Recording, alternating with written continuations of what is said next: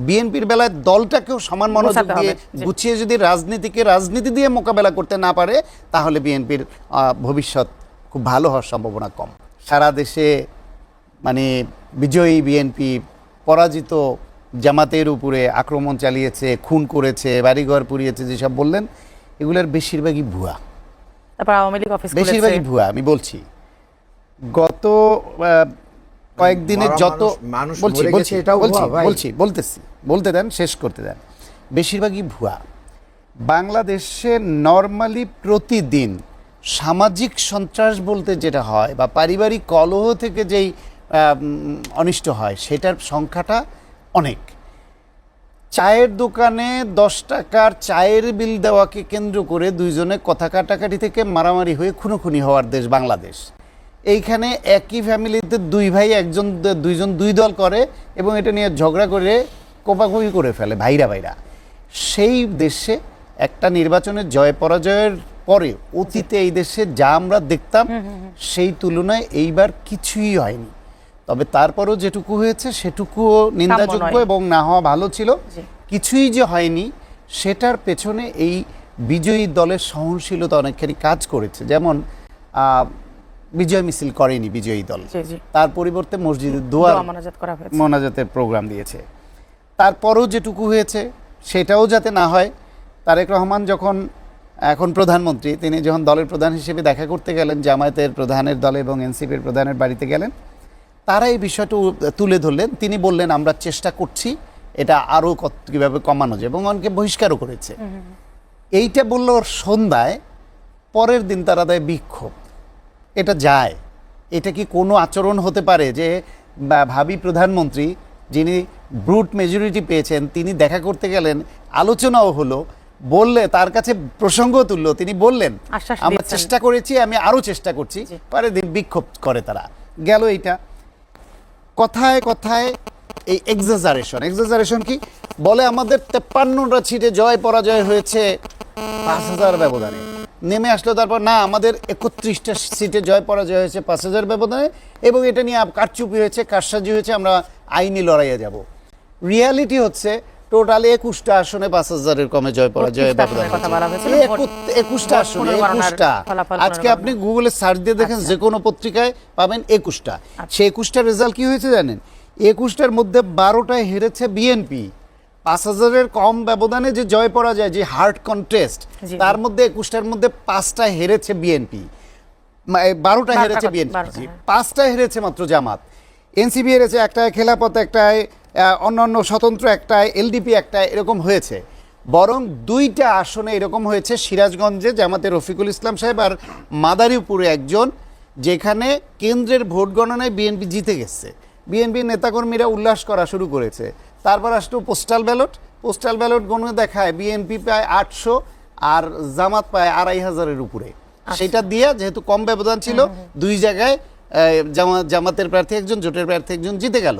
অথচ এই postal vote নিয়ে কিন্তু বিতর্ক ছিল এবং বিএনপির অভিযোগ ছিল যে এইটা নির্বাচন কমিশন পাঠিয়েছে, এটা ওপেন করেছে, জামাতের হাতে পড়েছে, তারা বিলি করেছে এবং এইখানে অনেক রকমের কারসাজি হয়েছে। তারপরও বিএনপি ওটা নিয়ে অভিযোগ তোলা উচিত ছিল। পাবনায় হাবিবুর রহমান হাবিব ভাইয়ের ওইখানে জামায়াত কারসাজি করে নিচ্ছে, সে অভিযোগ আছে। এই অভিযোগটা পাল্টাপাল্টি।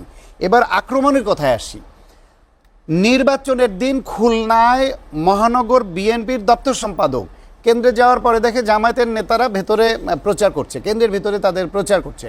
নিষেধ করাতে তার সঙ্গে কথা কাটাকাটি, এক পর্যায়ে হাতাহাতি, ধাক্কা লেগে উনি পড়ে গিয়ে গাছে আঘাত পান। হাসপাতালে নিতে তিনি মৃত্যুবরণ করেছেন। এইরকম নির্বাচনের পরেও 2 জেলায়, মুন্সিগঞ্জে একজন আর একটা কোথায় 2জন লোকের মৃত্যু হয়েছে। সেই মৃত্যু 2টাকে বিএনপি কিন্তু ওইটাকে খুব বড় করে দেখায়নি, ওটা তদন্ত হবে, আদালতে যাবে, কিন্তু বলেনি যে জামায়াত আমাদের নেতাকে মেরে ফেলেছে, কিন্তু জামায়াত বড় করে দেখালো। দ্বিতীয় যেটা, একটা ধর্ষণের ঘটনাকে মিথ্যা অপবাদ দিয়ে যে ভোট দেওয়ার কারণে বিএনপি ধর্ষণ করেছে, সেটা দিয়ে সে সুবর্ণচরে নোয়াখালীতে আওয়ামী লীগের সময় ধানের শীষে ভোট দেওয়ার জন্য যে ধর্ষণের শিকার হয়েছিল নারীকে, ওইটার সঙ্গে সিনক্রোনাইজ করে অপপ্রচার শুরু করলো। জামায়াত যে তাদের অফিসিয়াল পেজে, গত পরশুদিন তাদের অফিসিয়াল পেজে তারা বলেছে, ফেসবুক পেজে, 16টা জেলায় নাকি জামায়াতের বাড়িঘরে হামলা হয়েছে, আক্রমণ হয়েছে, কুপিয়েছে, এইসব কাহিনী দিয়েছে। প্রথম আলো এর আগের দিনও যা যা অভিযোগ করেছিল প্রথম আলো সেটা নিয়ে অনুসন্ধানী রিপোর্ট করেছে। তার মধ্যে অনেক জায়গায় এটা ফেক, 18 সালের আওয়ামী লীগ মেরেছে সেটাকে চালিয়ে দিচ্ছে।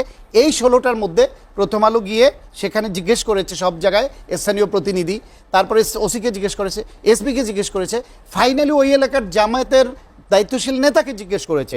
খুলনা এরকম যে সহিংসতার কথা তারা বলেছে ফেসবুক পেজে, সেখানে খুলনার 14টি আসন নির্বাচন পরিচালনার দায়িত্বে ছিলেন ওনাদের নেতা শফিকুল আলম, যিনি শুরা সদস্য।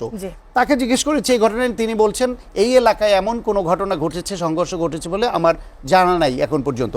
গোপালগঞ্জে এরকম একটা সহিংসতার খবর, এই 16টার মধ্যে আরেক জেলা গোপালগঞ্জ এক আসনের জামায়াতের প্রার্থী যিনি ছিলেন মোহাম্মদ আব্দুল হামিদ, ওনাকে জিজ্ঞেস করেছিলেন, বলছে না আমার এলাকায় এখন পর্যন্ত নির্বাচনের পরে নির্বাচনী সহিংসতা হয় নাই।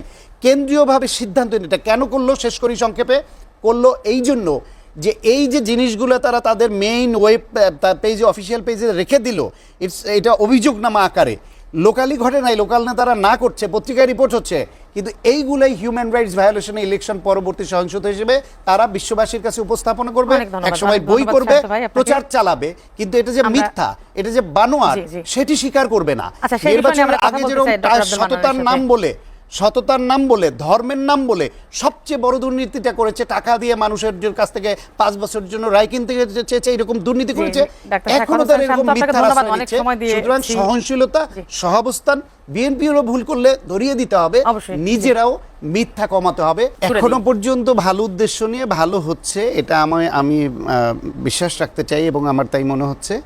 তো বিএনপির জন্য চ্যালেঞ্জটা এবার আসলেই অনেক বড়, যেটা বলছিলাম, একদিকে প্রত্যাশা বেশি, অঙ্গীকার বেশি, দেশের অবস্থা ভঙ্গুর, পাশাপাশি বিরোধী দলে জামায়াতের মতো একটা ধর্মভিত্তিক চেইন অফ কমান্ড মেনে চলা সাংঘাতিক সিরিয়াস একটা দল বিরোধী দলে, এবং তাদের আসন সংখ্যাও অনেক, যে এনসিপি জামাত মিলে 78টা 77টা আসন, তারা ভোটাররা এসে তো আর কথা বলবে না, মানে সংসদে কথা বলবে, বিতর্ক করবে এই 78 জন মানুষ, এবং তার সঙ্গে নারী যতজন যোগ হন সেইটা, সেই বিবেচনায় বিএনপি খুব সহজে যা খুশি তাই করতে পারবে, পার পাবে, সেই পজিশনটা বিএনপি পাবে না। সেই বিবেচনায় আমি মনে করি যে সংসদ একটা চেক অ্যান্ড ব্যালেন্সের জায়গা হবে।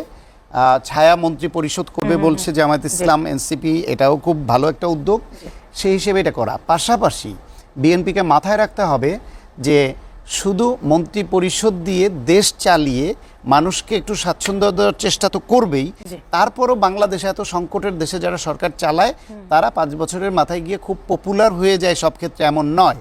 তখন 5 বছর পরে যে তত্ত্বাবধায়ক সরকারের অধীনে নির্বাচনটা হবে, সেটা এখন থেকে মাথায় রাখতে হবে যে মানুষের মন জয় করে চলা আর সংগঠনকে শক্তিশালী করা। কারণ জামাতের মতো এইরকম একটা মানে একটু ভিন্ন মানসিকতার, যারা একই সঙ্গে এক হাতে বেহেশতে টিকিট বিক্রি করে, আর এক হাতে আবার টাকার নোট দিয়ে ইহকালের টিকিটও দিতে চায়, এবং তারা খুব সংঘবদ্ধ, এবং তারা খুব প্রয়োজন মতো রং বদলাতে পারে, এরকম একটা দলের সঙ্গে তাদের রাজনৈতিকভাবে মোকাবেলা করতে হবে। সুতরাং একই সঙ্গে বিএনপিকে সরকার চালানোর ব্যাপারে যেরকম সতর্ক থাকতে হবে, অতীতের দলগুলো সরকার চালাতে গিয়ে দলে মনোযোগ দিত না, দলটা একটু অগোছালো হয়ে যেত, বিএনপির বেলায় দলটাকেও সমান মনোযোগ দিয়ে গুছিয়ে যদি রাজনীতি দিয়ে মোকাবেলা করতে না পারে, তাহলে বিএনপির ভবিষ্যৎ খুব ভালো হওয়া সম্ভব।